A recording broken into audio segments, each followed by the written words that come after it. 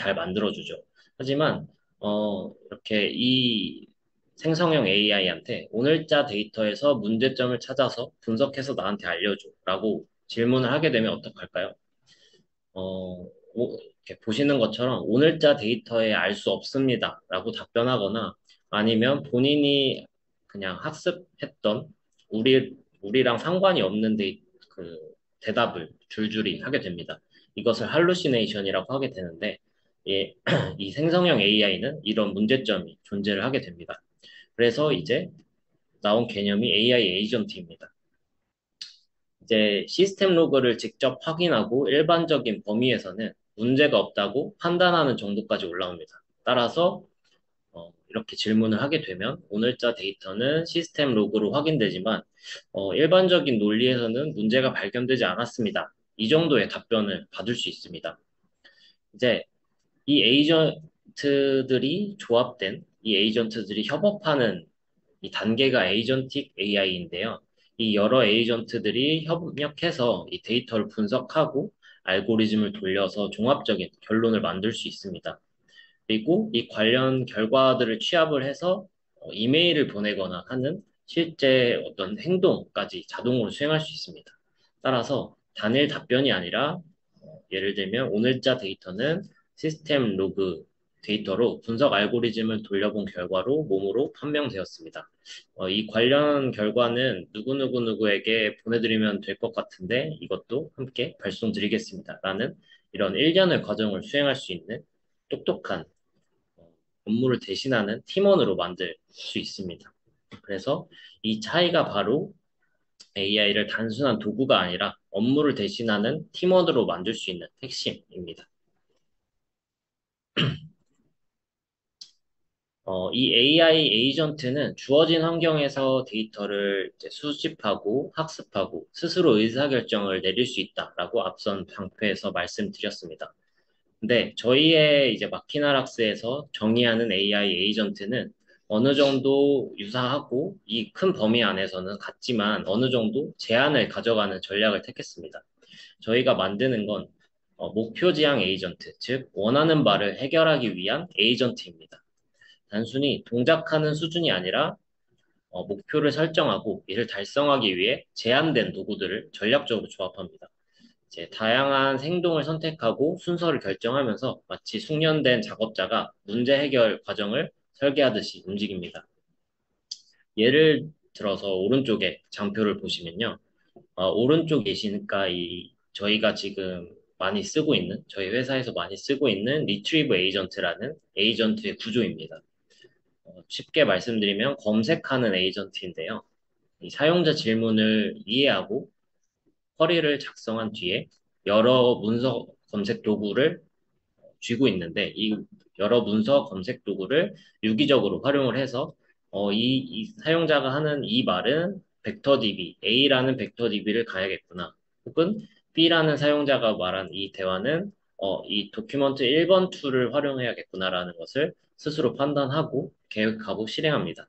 따라서 관련성이 가장 높은 문서들을 찾아서 반환해주죠.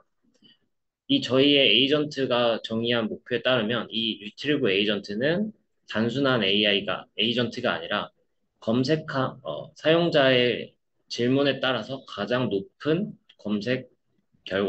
높은 연관성의 검색 결과를 보여준다라는 이 목표를 가진 문제 해결자라고 말씀드릴 수 있겠습니다. 그래서 좀 더 쉽게 다시 말씀드리면 에이전트랑 이제 우리가 정의하는 저희 마키나락스에서 정의하는 에이전트는 왼쪽처럼 하나의 만능 에이전트가 수많은 시스템 도구들을 전부 다룰 수 있는 게 아니라 오른쪽처럼 역할별로 가능한 도구가 정해져 있는 전문화된 에이전트입니다. 그래서 왼쪽처럼 만능한 에이전트라고 하는 게 수많은 도구들을 다루게 되면은 좀 단점이 명확합니다. 첫 번째로 예측이 좀 불가능하게 됩니다. AI가 어떤 도구를 어떻게 사용할지 매번 달라지고 수십 개가 될 수 있는 도구들을 판단하고 계획해야 되니까 그야말로 어디로 튈지 모르는 불안한 시스템이 되게 되죠. 그리고 둘째는 시스템이 추가될수록 도구의 수가 점점 늘어나기 때문에 이 LLM은 결국 혼란에 빠지게 돼서 정확도가 매우 낮아지게 됩니다. 따라서 유지보수가 거의 재앙 수준으로 낮아지게 됩니다. 하지만 저희가 제안하는 역할 기반 전문가 에이전트 방식은 에이전트가 딱 정해진 역할과 허용된 도구만 사용합니다. 그래서 결과가 매우 예측 가능하고 신뢰할 수 있다라는 점입니다. 그리고 시스템이 새롭게 필요하다 하면은 그 시스템을 전담하는 전문가 에이전트를 추가해야 되는 좀 번거로움이 있긴 하지만 유지 보수가 뒤따르지만 관리가 명확하다는 장점이 있습니다. 그러면 좀 더 이 에이전트와 에이전틱 AI의 이론을 좀 파악하셨다고 생각을 하고 예시를 통해서 한 번 더 살펴보겠습니다. 앞서서 말씀드린 이 LLM의 만능 에이전트의 한계가 바로 이런 상황에서 명확하게 드러나는데요. 사용자가 시스템 장애 원인을 분석해줘라고 하나의 요청을 던지게 되면은 LLM은 이 가공되지 않은 로우 데이터, 즉 원시 데이터를 직접 마주하게 되는 상황이 펼쳐집니다. 이 시스템 장애에 관련된 그래프 형태의 시그널 데이터, 그리고 약속되지 않은 그냥 무방비하게, 무자비하게 펼쳐져 있는 이 시스템의 로그 데이터, 그리고 담당자나 히스토리가 적혀져 있는 비정형 히스토리 데이터 등등등이 이제 LLM에 들어가게 되는데요. 이 원시 데이터를 그대로 주게 되면 LLM은 그 의미를 이해하기조차 힘들고 추론이 아예 불가능할 때가 많습니다. 받아들일 수 있는 토큰이 제한되어 있기 때문이죠. 그러면 어떻게 할까요? 데이터를 분리해서 스텝 바이 스텝으로 분리하면 될까요? 이 시스템 장애 분석에 쓰이는 이 시그널 데이터나 로그 데이터는 한 번만 뽑아도 10,000줄 이상이 훌쩍 넘을 때가 많습니다. 담당자 히스토리까지 합쳐지면 양은 거의 기하급수적으로 늘어나게 되는데요. 문제는 이 방대한 원시 데이터를 LLM에게 그대로 주었을 때입니다. 이 LLM은 용량 처리 한계 때문에 내용을 온전하게 읽지도 의미 있게 분석하지도 못합니다. 따라서 저희는 이 LLM이 혼자 전부 이것 원시 데이터를 바라보게 하는 게 아니라 필요한 도구를 붙여서 분석을 맡기는 방식을 선택했습니다. 그래서 그러면 이 도구는 어떻게 이 예시에서 이루어질 수 있을까? 이 예제에 맞는 도구는 뭘까? 생각해 보면요. 이 AI 에이전트는 LLM에게 이제 적당한 도구를 연결해서 훨씬 더 빠르고 시스템에 맞는 분석을 할 수 있게 되는데요. 예를 들면 시그널 데이터에는 그래프 패턴에서 이상치를 감지하는 통계 데이터 모델을 붙여서 분석할 수 있습니다. 그리고 로그 데이터에서는 특정 시간이나 태그를 지정해서 해당 구간만 선별적으로 뽑아주는 툴이 될 수 있고, 뭐 이벤트나 등등 어떤 태그를 필터를 걸어서 관련된 로그 데이터만 반환해주는 도구가 있을 수 있겠습니다. 그리고 담당자 히스토리나 메모 같은 비정형 데이터는 문제별로 정리된 문서를 검색해서 관련된 내용을 찾아주는 이런 많이들 아시는 레그의 리트리브 같은 이런 도구가 있을 수 있게 됩니다. 이렇게 각 데이터 유형에 맞는 특화된 도구를 쓰게 되면 LLM이 단독으로 처리할 때보다 이 도구를 써서 처리를 하게 되면 훨씬 더 빠르고 정확한 결과를 낼 수 있습니다. 앞서서 이 도구까지 설명을 드렸는데요. 이 잘하는 에이전트들은 저희 생각에는 사용하는 도구부터 다르다라고 생각을 하고 있습니다. 그래서 이 장표에서는 좋은 도구가 어떻게 만들어지는지, LLM이 사용할 수 있는 도구란 무엇인지 과정을 간략하게 보여드릴 건데요. 핵심은 간단합니다. 기업이 이미 보유한 강력한 이 자산을 AI가 즉시 이해하고 사용할 수 있게 AI 레디 툴스로 만드는 것이 이 도구를 사용할 에이전트에게 죄송합니다. 주는 것이다라고 이제 이해해 주시면 됩니다. 아, 말이 꼬이네. 네. 이 위쪽에 로그 분석 사례를 한번 볼까요? 이제 기업 내부의 이상치 탐지 모델이나 통계 라이브러리 같은 훌륭한 분석 자산이 있다고 가정해 보겠습니다. 저희는 이것을 API나 요즘 많이 들여보셨겠지만 MCP 또는 그리고 실행 가능한 코드 형태로 이제 감싸서 실시간 로그 분석 툴이라는 명확한 AI용 도구를 만들게 됩니다. 그러면 비로소 이 LLM이 이 도구들을 사용함으로써 로그 분석 에이전트가 될 수 있는 거고요. 검색 사례인 아래 부분을 보시면 담당자 목록이나 과거 이력 문서 같은 이 문서 자산에 접근할 수 있는 리트리브 검색 툴을 만들게 되면 이 LLM이 이 검색 툴을 이용해서 이제 검색 에이전트가 되게 되는 것이죠. 이처럼 저희는 해결하려는 문제 종류와 기업이 보유한 이 머티리얼, 자산의 형태에 따라서 가장 적합한 기술로 맞춤형 AI 레디 툴을 설계하고 제공합니다. 바로 이 맞춤형 도구 제작 능력이야말로 이 기업에서 풀 수 있는 어떤 문제를 풀 수 있는 실질적인 능력이라고 생각하고 있습니다. 자, 이제 실컷 이제 AI 에이전트와 에이전틱 AI에 대해서 살펴봤는데요. 한 번 더 마지막으로 정리해 보겠습니다. 가장 왼쪽에 생성형 AI는 우리에게 익숙한 프롬프트 기반으로 훌륭한 콘텐츠를 만들어내는 단계입니다. 하지만 보시는 것처럼 외부와의 상호작용은 불가능하지만 똑똑한 고립된 두뇌라고 할 수 있습니다. 여기에 도구라는 툴이라는 개념이 더해지게 되면 가운데에 AI 에이전트로 진화하게 됩니다. 이제 이 에이전트는 단순히 글을 쓰는 것을 넘어서 실시간 정보 검색과 같은 목표 지향적인 직접 작업을 수행할 수 있는 일꾼이 되게 되는 것이죠.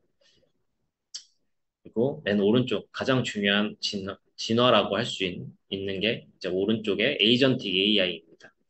이제는 한 명의 일꾼이 아니라 다수의 일꾼이 협업하면서 훨씬 더 복잡한 목표를 달성할 수 있는 팀 단계라고 이해해 주시면 좋을 것 같습니다.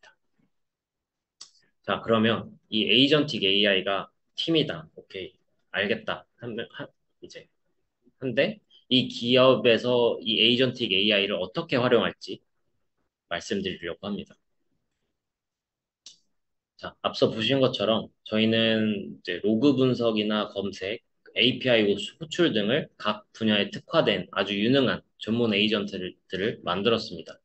그런데 여기서 중요한 질문이 생깁니다. 그래서 이 전문가들, 에이전트들을 데리고 어떡하죠? 라고 할 수 있는데요.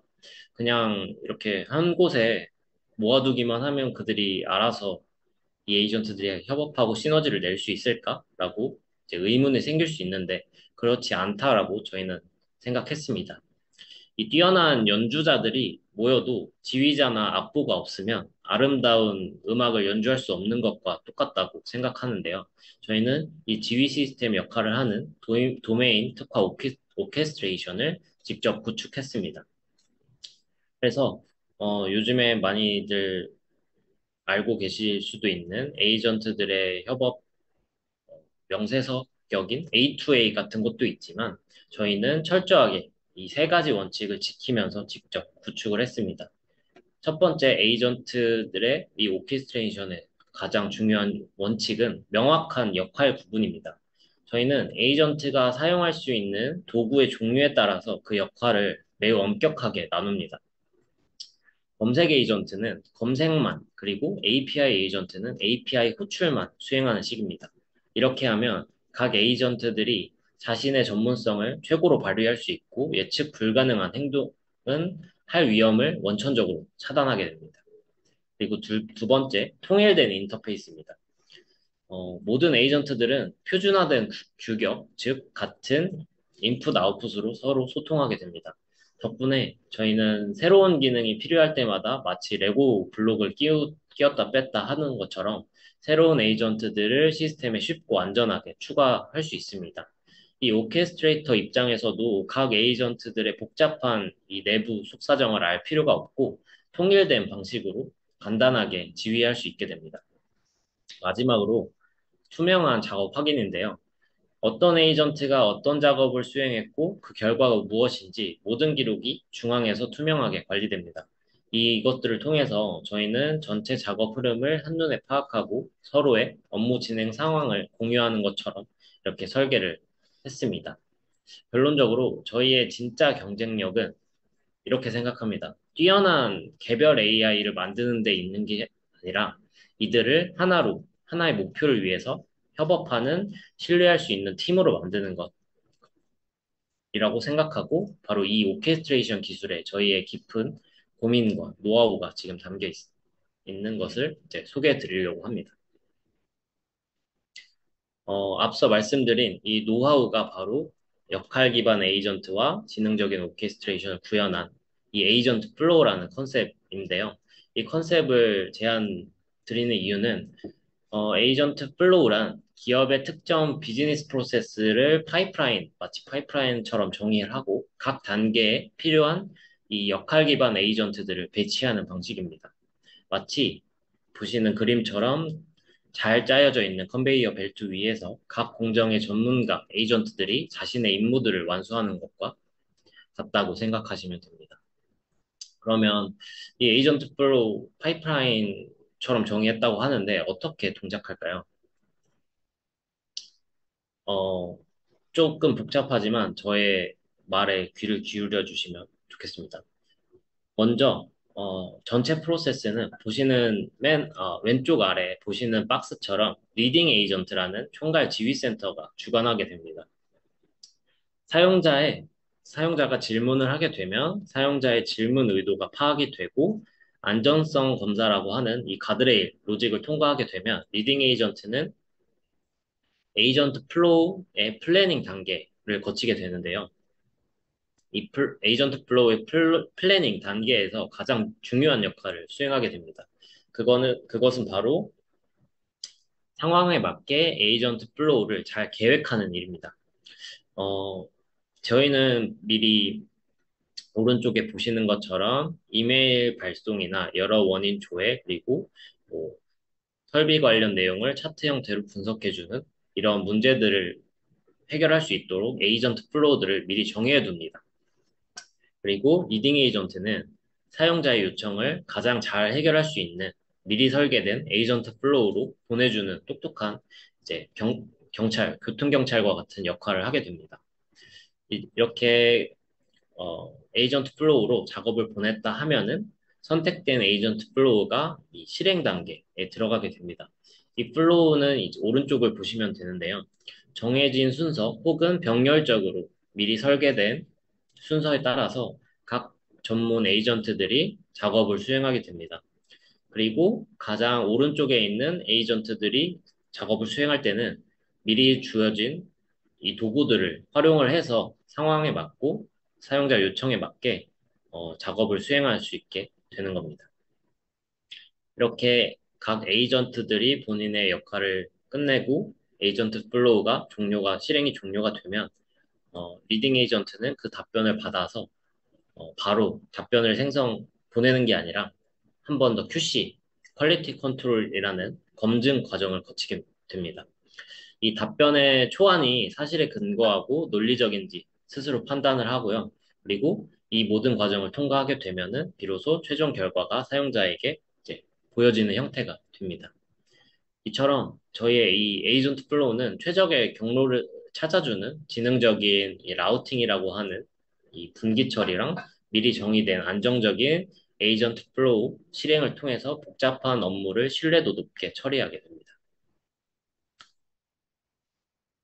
이제 한 번 더, 그리고 한 번 더, 한 뎁스 더 들어가서 앞서 저희의 에이전트 플로우가 지능적으로 라우팅하고 정해진 워크플로우를 안정적으로 실행한다고 말씀드렸는데 오늘 찾아와 주실 개발자분들을 위해서 한 번 더 깊게 들어가 보겠습니다.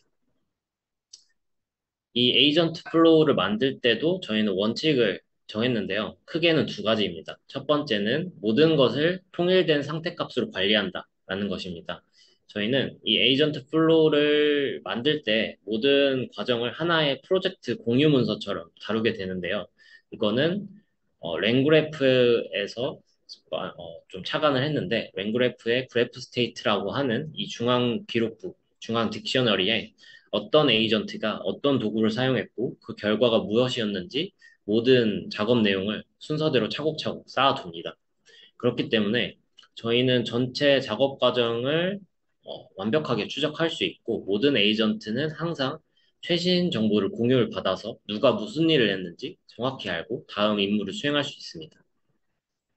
두 번째는 작업자의 통제와 개입을 보장한다는 것인데요. 특히 수율과 안전이 직결되는 이 제조 현장에서 이 원칙이 더욱더 중요하게 됩니다. AI가 스스로 분량을 예측하고 설비 파라미터 변경을 제한하고 직접 제어를 할 수도 있지만 이제 수억짜리 장비고 수억이 왔다 갔다 하는 이 장비 프로세스를 제어하게 둘 수는 없겠죠. 그래서 저희는 이 그래프 스테이트라고 하는 이 딕셔너리에 인간의 승인이라는 휴먼 인 더 룹이라는 장치를 걸어서 핵심 설비의 파라미터 변경이나 뭐 설비의 조절 같은 이런 되돌릴 수 없는 중요한 분기점에서 이 흐름을 의도적으로 멈추고 현장 전문가들의 최종 결정을 기다리도록 설계를 했습니다.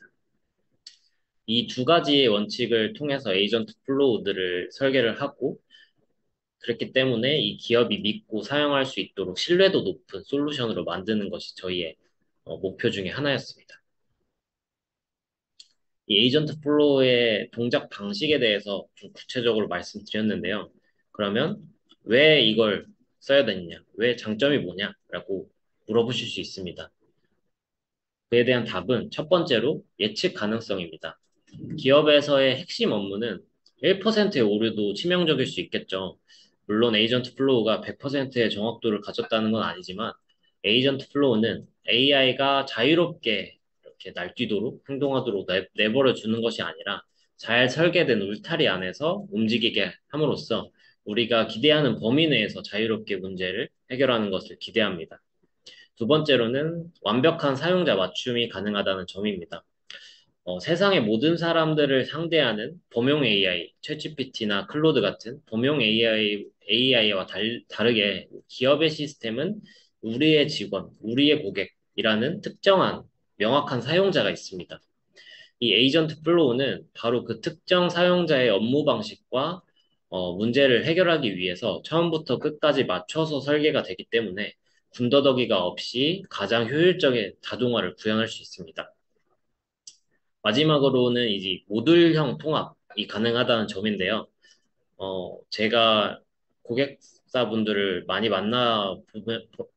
죄송합니다. 많이 만나보면 이 챗봇도 좋지만 개발자분들은 아마 시스템에 통합돼서 자동화를 많이 생각들 하십니다. 이 에이전트 플로우는 시나리오마다 조각 단위로 파이프라인처럼 분리가 되어 있기 때문에 이 특정 모듈의 코드 혹은 API로도 통합이 되어 사용할 수 있게 됩니다. 이는 매우 다양한 기능을 하는 챗봇이 이 시스템에 들어가 있는 것보다 어, 제가 앞서서 말씀드렸던 1, 2번째 장점인 예측 가능한 안정성과 시스템을 깊이 이해하는 장점이 있는 모듈이 될 수 있다는 점이 되게 됩니다.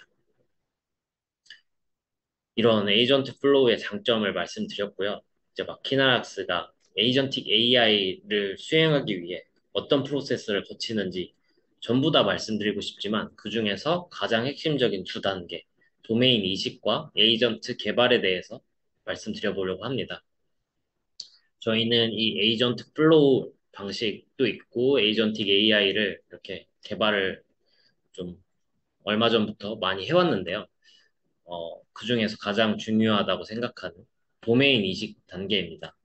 이 단계에서는 단순하게 고객의 요구사항을 듣는 것이 아니라 저희는 엔지니어가 직접 고객사의 지식 노하우를 AI에게 이식하는 과정으로 정의를 하고 있습니다. 먼저, 저는 엔지니어이기 때문에 복잡한 이 돈의 그런 흐름들 제외하고요. 뭐 고객사와의 워크숍을 통해서 어떤 문제를 해결하고 싶은지 함께 구체화합니다. 그 후에 시스템을 잘 아는 담당자분들이나 실제 업무를 하시는 현업의 도메인 전문가들을 심층 인터뷰합니다. 이 과정에서 문서화되지 않은 그분들의 노하우나 암묵적인 지식들까지 파악을 하게 되는 거죠. 이렇게 이식된 지식을 바탕으로 저희는 에이전트가 명확하게 이해할 수 있는 자동화 시나리오와 요구사항 정의서를 만들어서 프롬프트에 넣거나 하는 등의 것들을 거치게 되는데 이것이 바로 그 다음 단계이고 이 도메인 이식 과정이 이 에이전트 개발의 단단한 기반이 되고 있습니다. 그래서 이 단단한 기반을 바탕으로 에이전트 개발을 하게 되는데요. 이 단계는 두 가지 트랙으로 동시에 진행됩니다. 먼저 앞서서 정의된 문제를 해결하기 위해서 최적의 도구, 즉 AI 레디 도구를 제가 아까 말씀드렸죠. 이것들을 먼저 설계를 합니다. 그래서 어떤 API가 필요한지, DB 스키마는 어떻게 구성해야 되는지 등등등의 것들을 저희와 함께 효율적으로 구축하실 수 있도록 긴밀하게 협력하면서 가이드를 제공합니다. 그리고 가장 중요한 점은 이 도구들을 사용할 두뇌, 그 시스템을 만든다는 것인데요. 저희의 핵심 기술인 에이전트 플로우와 역할 기반 전문 에이전트들을 활용해서 전체 에이전틱 AI 시스템을 구성합니다. 이처럼 저희는 이 문제 정의부터 도구 설계, 그리고 AI, 에이전틱 AI 구성까지 유기적으로 연결된 프로세스를 통해서 실제 고객사의 문제를 해결하는 가장 효과적인 AI 에이전트, 에이전틱 AI 시스템을 만들어내고 있습니다. 그렇다면 많이들 궁금해 하실 것 같은데요. 이 에이전틱 AI 사례를 한번 어, 살펴보겠습니다. 먼저 자동차 제조 솔루션 기업의 소프트웨어 정의 공장이라고 하는 디지털 팩토리에 에이전틱 AI를 적용한 프로젝트입니다. 이 에이전트들이 현장의 전문가들의 비정형 지시를 이해하고 다양한 시스템과 연계를 해서 자율 제어나 모니터링을 수행하는 에이전틱 AI를 구축한 사례인데요. 이 설비에 이상이 발생하면 원인 추적을 돕고 담당자 매칭을 하는 등의 과정을 통해서 알람을 보내거나 시뮬레이션을 직접 시행하는 등의 제어 명령까지 자동으로 실행합니다. 기존에는 현장 엔지니어가 수작업으로 DB나 문서들을 뒤져서 이거 원인을 분석하고 유지보수 담당자가 코드를 수정을 해서 뭐 수정하고 보내고 시뮬레이션하고 하는 등의 수동으로 이 문제를 해결했지만 이 에이전틱 AI 시스템이 안전하고 정확하게 이것들을 해결하기 위한 작업들을 수행하게 됩니다. 한번 예시를 같이 영상을 통해서 살펴볼까요? 이 디지털 팩토리는 가장 이제 유사하다고 판단되는 공장 상황을 재현한 가상 공장인데요. 이 공간 안에서 자동차가 만들어지는 중에 지금 단차가 발생했다는 경고가 뜨게 된 거고, 작업자는 저희의 에이전틱 AI로 문제를 해결하려는 노력을 하게 됩니다. 보시는 것처럼 이제 시뮬레이션을 부탁을 하면은 시뮬레이션을 고객사의 시뮬레이션 시스템에 적절한 파라미터를 넣어서 시뮬레이션을 돌려주고 결과 값으로부터 자연어로 뭐 파라미터 값을 조절해서 설비를 이렇게 해줘라는 등의 과정을 수행할 수 있도록 에이전틱 AI 시스템이 도와주는 모습을 보고 계십니다. 그래서 이 자연어로 사용자가 핑퐁을 통해서 단차가 발생하는 원인을 쉽게 해결할 수 있는 영상을 보신 겁니다. 그러면 이 영상에서는 어떤 아키텍처가 쓰였을까요? 앞서 보신 에이전트 플로우의 시스템인데요. 이 작업자가 단차 문제를 해결하기 위해서 어떤 뭐 제조 죄송합니다. 이제 리딩 에이전트가 음, 단차 문제를 해결해줘라고 질문을 던지게 되면 먼저 의도를 파악하게 됩니다. 그리고 많은 이 에이전트 플로우 중에서 사용자가 질문한 것에 맞는 적절한 에이전트 플로우를 선택해서 답변을 내게 되는 방식이고요. 어, DB에서 설비 데이터를 가져오는 SQL 에이전트, 그리고 데이터 분석과 시각화를 돕는 분석 에이전트가 이루어진 조합으로 다양한 데이터 소스에 접근해서 정보를 수집하고 분석하는 수행을 이제 하게 되는 모습을 방금 영상에서 보신 겁니다. 그리고 마찬가지로 이제 QC 에이전트가 모든 결과를 검증한 뒤에 사용자에게 이제 전달되는 방식이죠. 이게 디지털 팩토리의 에이전틱 AI가 시스템으로 들어간 모습이고요. 두 번째는 PLC 코드의 분석 에이전틱 AI 프로젝트입니다. 제조사마다 이 문법이 막 다르고 복잡한 PLC 코드를 분석을 해서 자연어로 질의응답이 가능하도록 했습니다. 영상으로 한번 보실까요? 이런 식으로 이제 챗봇 형식으로 자연어로 사용자가 질문을 하게 됩니다. 그러면 이제 사용자가 원하는 그 의도에 맞게 리딩 에이전트가 분석을 해서 코드를 지금 해석해준 모습을 보고 계십니다. 이런 식으로 방금 말씀드린 것처럼 복잡한 PLC 코드 분석이 바로 이 에이전트 플로우 아키텍처를 통해 가능하게 되는 것인데요. 엔지니어가 이 코드의 역할이 뭐고 뭐 등등등의 것들로 자연어로 질문을 하게 되면 먼저 리딩 에이전트가 의도를 파악하고 코드 해석이나 뭐 수정 방안 구성 그리고 실행 결과 예상 등 미리 정의된 수많은 에이전트 플로우 중에서 가장 적합한 에이전트 플로우에게 전달하고 마찬가지로 QC 에이전트를 통해서 PLC 엔지니어들 분들에게 전달되는 구조입니다. 마지막으로는 이제 마키나락스가 곧 선보일 도면 검도 솔루션인데요. 마찬가지로 설명을 지겨우실 것 같아서 바로 영상으로 보시겠습니다. 보시는 것처럼 도면을 미리 해석하고 외형이나 전체적인 도면 그리고 어떤 부품에 대해서 어떤 것들이 구성되어 있는지 수치까지 정확하게 DB에 지금 담겨 있는 모습을 보고 계십니다. 이- 그래서 이 도면의 데이터를 DB화함으로써 자연어나 필터를 통해서 쉽게 검색이 가능하다는 점입니다. 그리고 이제 이런 식으로 수치를 한번 살펴보는 것을 보고 계시고요. 이번에는 이제 이 DB화된 정보를 가지고 두 개의 도면을 비교 분석하는 과정을 보고 계십니다. 그래서 엄청 큰 도면이라면 이 비교점이 어디에 있는지 수십 명이 달라붙어서 며칠간 하는 걸로 알고 있는데요. 이 에이전틱 AI 시스템을 통해서 단 몇 분 만에 이 두 도면에서 어떤 점이 차이가 있는지를 쉽게 알 수 있는 이 영상을 통해서 보신 게 딱 그 과정이라고 생각해 주시면 됩니다. 그래서 이 솔루션의 목표는 구성원들이 더 이상 이제 도면을 하나하나 열면서 찾아보거나 숨은 그림 찾기처럼 이 도면을 비교하는 것을 어, 통해서 이 단순 반복 작업에 시간을 쏟지 않아도 된다는 점입니다. 이제 이런 디지털화된 도면 정보로 더 창의적이고 더 높은 가치를 만드는 본연의 이제 설계 업무에만 집중하실 수 있도록 하는 게 목표입니다. 네, 이렇게 세 가지 사례를, 에이전틱 AI 사례를 살펴보셨고요. 어, 이제 마지막으로 길게 달려왔는데 제가 하고 싶은 말을 좀 담아봤습니다. 그렇다면 도구, 앞서 말씀드린 것처럼 도구를 제가 굉장히 강조를 많이 했는데요. 저희의 마키나락스에 어떤 도구의 강점을 가지고 있는지 궁금하실 것 같습니다.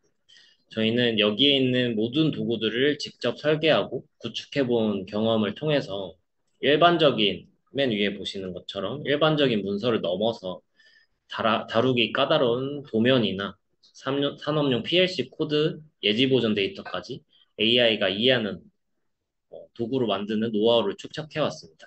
바로 이 만들어 본 경험이 있기 때문에 고객사의 문제에서 이제 최고의 성능을 낼 수 있는 도구를 설계할 수 있다는 것을 말씀드리고 싶었고, 저희 마키나락스에서 가장 잘하는 일이라고 말씀드릴 수 있겠습니다. 그리고 지금까지 에이전틱 AI와 저희의 에이전트 플로우, 그리고 뭐 MCP, A2A 등등등의 것들을 길게 설명드렸는데요. 솔직히 감히 말씀드리면 이런 에이전틱 AI나 에이전트 플로우 같은 용어들은 그렇게 크게 중요하지 않을 수도 있습니다. 기술이 발전하게 되면 요즘 기술 발전 속도 굉장히 무섭죠. 이 발전하게 되는 것에 따라서 더 좋은 이름, 더 새로운 프레임워크가 등장할 것이기 때문입니다. 이것들은 빙산의 이 위에 쌓여있는 눈처럼 계속해서 덮여질 거고 이제 변하게 될 것입니다. 하지만 그 빙산의 본체는 변하지 않다고 믿고 있는데요. 바로 우리 회사의 특화된 도구랑 LLM의 추론 능력이 상호작용하는 것은 이 본질은 변하지 않는다고 생각하고 있습니다. 결국 이 LLM에게 얼마나 좋은 도구를 쥐어주고 AI가 그 연장을 도구를 잘 얼마나 이해하고 사용하는가. 이 본질적인 질문에 답을 찾는 것이 가장 중요하고 이것이 바로 저희가 가장 집중하고 있는 영역입니다. 네, 이제 마지막 장인데요. 네, 요리사입니다. 그 일반적인 요구사항이 잘 명확하게 설계된 소프트웨어의 이런 SI 업무와 다르게 AI는 손맛입니다. 같은 데이터로 시작을 해도 요구사항이 같아도 결과물이 다르게 되는데요. 그래서 저는 AI가 손맛이라고 생각하고 마키나락스는 이제 여러분의 이런 정보, 재료들을 가지고 가장 요리를 잘하는 셰프라고 생각하고 이 장표를 넣어봤습니다. 이제 오늘 발표는 여기까지이고요. 감사합니다. 어, 이제 다음은 이제 어텐션이라고 하는 마키나락스에서 교체하는 AI 컨퍼런스인데요. 9월 4일 목요일에 열리게 됩니다. 이번 웨비나에서 소개한 마지막쯤에 소개드린 제품과 사례가 보다 상세하게 소개될 예정이고요. 지금 댓글로 신청 링크를 공유해 드릴 테니까 많은 참여 부탁드립니다.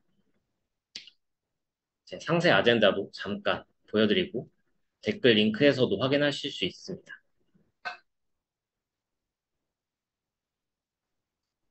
네, 뭐 연사분들을 잠깐 소개드리고 볼까요? 마키나락스는 이제 물론이고 LG AI 연구원, 퓨리오사, 업스테이지, 트웰브랩스, 리얼월드, 한국수자원공사, 두산 에너빌리티 이게 빼먹으면 서운하니까 다 말하겠습니다.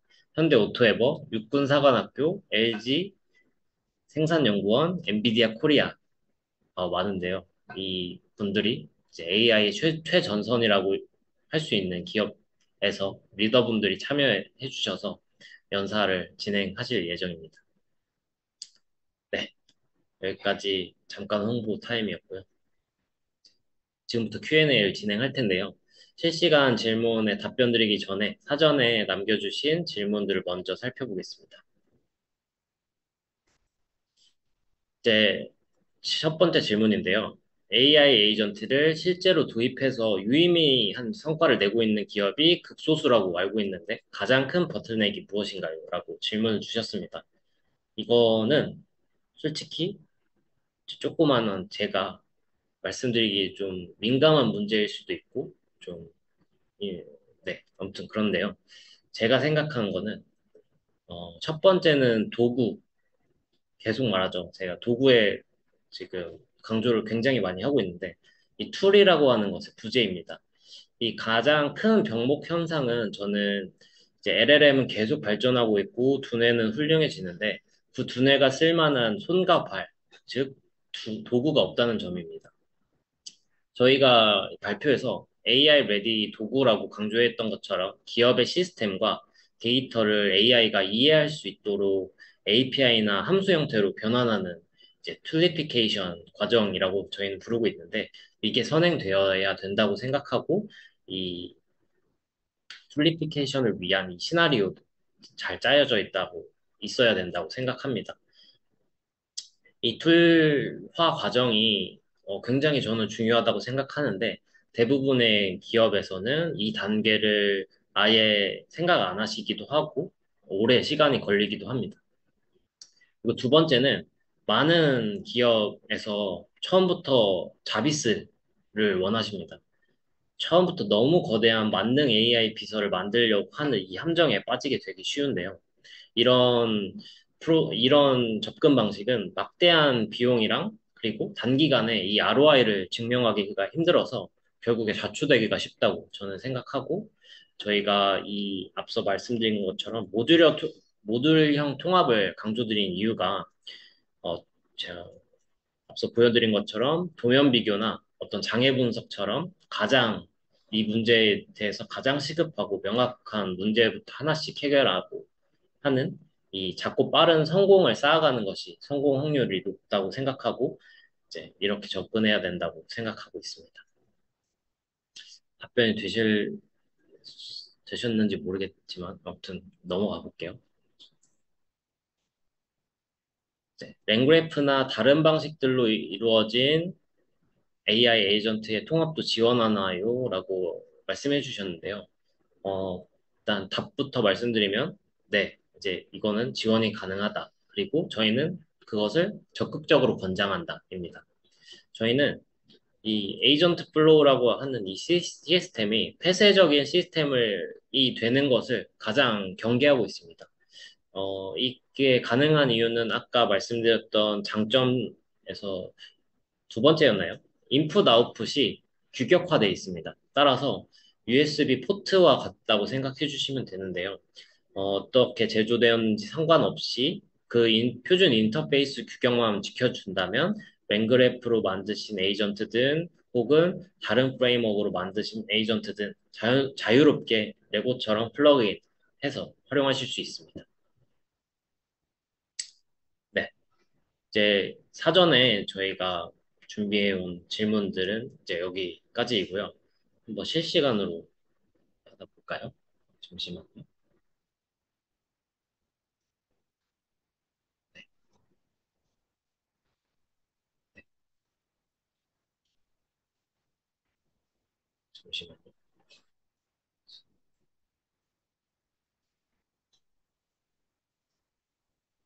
아, 예.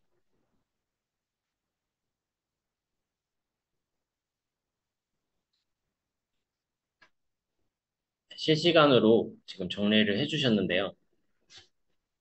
어, 맞네요. 잠시만요.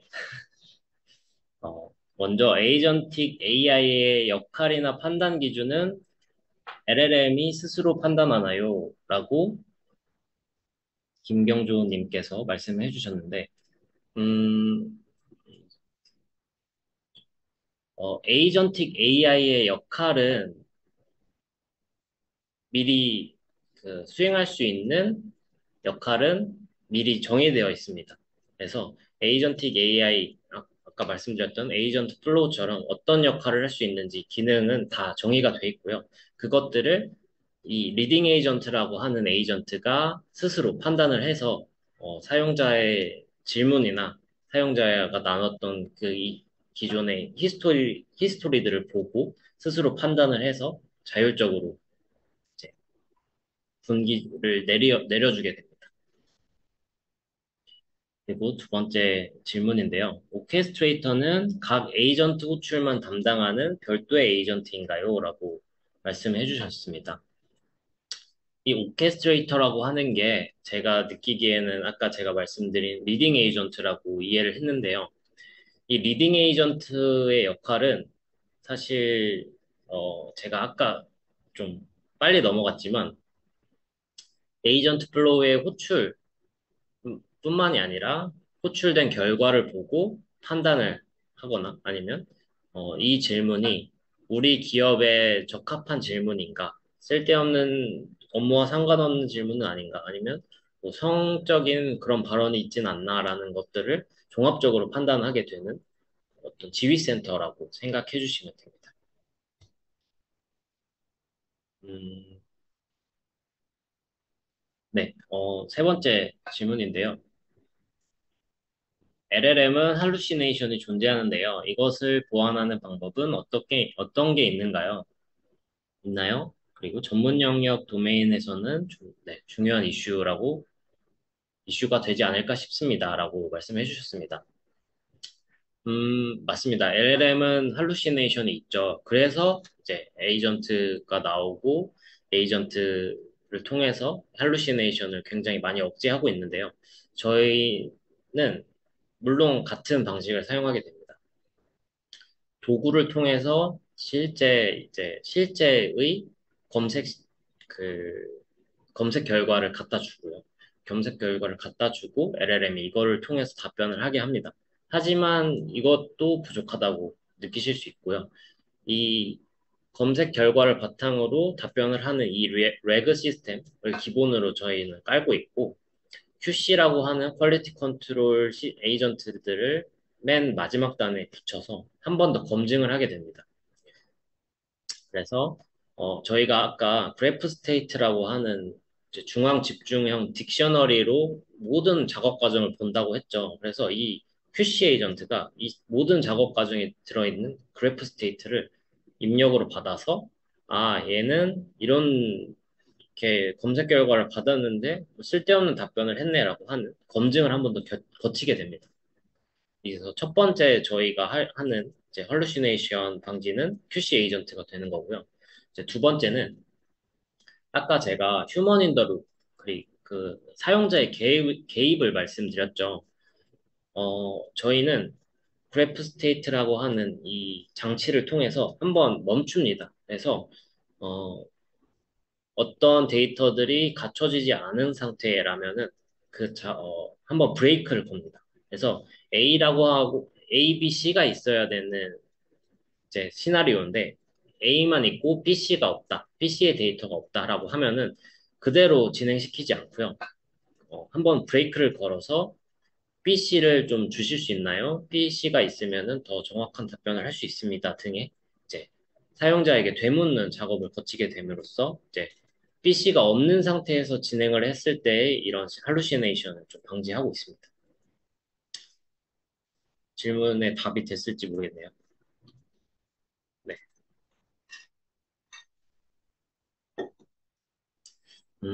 단기간 내에, 네, 다음 질문으로 한번 가볼까요? 네.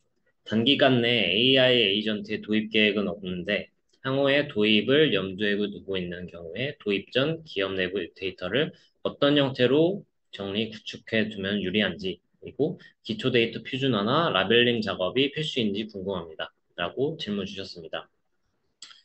어, 말씀해 주신 거가 되면은 가장 베스트입니다. 기초 데이터를 표준화하고 라벨링 작업까지 돼 있으면 아주 바로 그냥 제가 지금 출발해도 될 정도로 이제 완벽한 상태인데요. 내부 데이터를 정리하실 때 한 가지만 유의해 주셨으면 좋겠습니다. 제가 아까 자비스를 만들려고 하면 안 된다고 말씀드렸죠. 그래서 어, 이 이런 일련의 시나리오가 있으면은 우리 팀에 도움이 되겠다. 나에게 엄청 도움이 되겠다라는 이 시나리오를 좀 설계를 해주시고 일련의 과정들을 좀 스텝 바이 스텝으로 좀 쪼개서 이 데이터를 이게 원천 데이터가 이런 데이터로부터 오는구나라고 정리를 해두고 그 원천 데이터를 좀 잘 표준화해두고 이제 개발자 분이신지 모르겠지만 그 원천 데이터에 접근할 수 있는 것들을 다 도구화 시켜놓으면 가장 이상적일 것 같습니다. 그리고 그 두 번째, 세 번째 일련의 과정들은 좀 헷갈리실 수도 있어요. 이게 AI의 영역인지 코딩의 영역인지 그러니까 헷갈리실 수 있는데 상관없이 이런 데이터가 오니까 이것들은 이렇게 판단이 되고, 그 다음 스텝은 이 데이터로부터 이렇게 판단이 되니까, 결과는 이렇게 되겠구나라는 것들을 좀, 일련의 과정들을 좀 시나리오 베이스로 정리를 해두시면 굉장히 유리하실 것 같습니다. 네, 답이 되었으면 좋겠습니다. 제가 목소리는 듣지 못해서요. 다음 질문으로 가보겠습니다. 도면 검토 솔루션 질문 주셨는데요. 건설업에 대한 활용 사례가 있나요? 라고 질문 주셨습니다. 음, 빌딩이나 아파트 같이 일반적인 건물에 대한 도면, 그, 이제 평면도의 활용 사례는 저희는 아직 없고요. 지금 저희가 검토하고 있는 상황은 공장의 플로어 플랜, 평면도나 아니면 선박 같이 좀 특수한 제조 환경에서의 이런 이제 평면도 도면을 지금 검토하고 어, 있는 상황입니다. 근데 아마도 빌딩이나 아파트처럼 일반적인 건물이라면 그 평면도가 좀 더 간단할 거라고 생각하기 때문에 아마 건설업도 충분히 가능하다고 저는 생각하고 있습니다.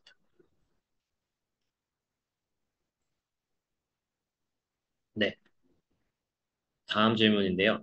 이제 에이전트 플로우에 대한 실제 데모를 볼 수 있을지요? NLQ를 지원하는지 궁금합니다. 라고 질문 주셨습니다. 이제, 데모는 앞선 슬라이드에서 보여드렸다고 생각을 하고, 이제 NLQ, Natural Language Query에 대해서 질문 주셨는데요. NLQ가 제가 이해한 바가 맞다면, Natural Language Query, 즉, 자연어부터 쿼리까지, DB에서 실제로 쿼리를 날려서 가져올 수 있는지에 대해서 질문 주셨다고 생각하고 답변을 드리면요.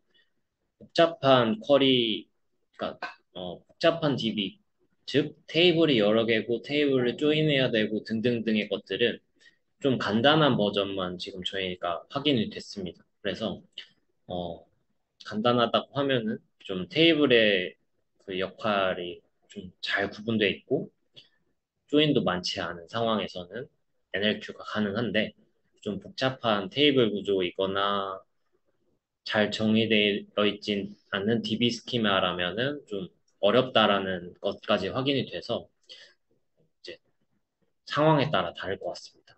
하지만 NLQ가 불가능한 영역은 아니라고 보고 있습니다.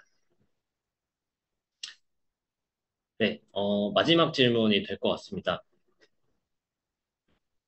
저희는 설계를 통해 대형 장비를 제조하는 회사입니다. 현재 말씀해주신 에이전틱 AI를 통해서 설계를 자동화할 수 있을까요? 라고 말씀 주셨는데요. 어, 제가 이 설계가 뭔지를 제가 정확히 알 수 없기 때문에 감히 말씀드릴 수는 없을 것 같지만 대형 장비를 제조하는 회사라고 말씀을 주시는 것을 통해서 유추를 해보면 일단 도면을 받을 것 같고요. 도면을 받아서 이 대형 장비를 위해서 어떤 도면으로부터 설계를 할 수 있을 것 같습니다. 따라서 이 인풋이 도면이라고 생각하고 아웃풋이 어떤 설계를 위한 설계 스펙을 쫙 정리되어 있는 그런 문서라고 생각을 하게 되면은 그 문서를 만드는 것 자체는 시나리오가 제가 앞서 말씀드린 것처럼 스텝 바이 스텝으로 인풋과 어떤 판단이 들어가야 되는지가 명확히 잠시만요. 설계라고 하면 좀 그러니까 명확히 정의가 되어 있다면 자동할 수 있다고 지금 저희는 판단을 하고 실제로 저희는 설계 자동화까지는 아니지만 견적 자동화를 지금 테스트를 하고 있습니다. 네, 답이 됐으면 좋겠습니다. 네, 그러면 이제 사전에 네, 실시간 질문 업데이트를 마치고요. 저희 웨비나가 끝나고 메일을 통해서 다시 보기나 설문조사를 공유해 드릴 텐데요. 추가로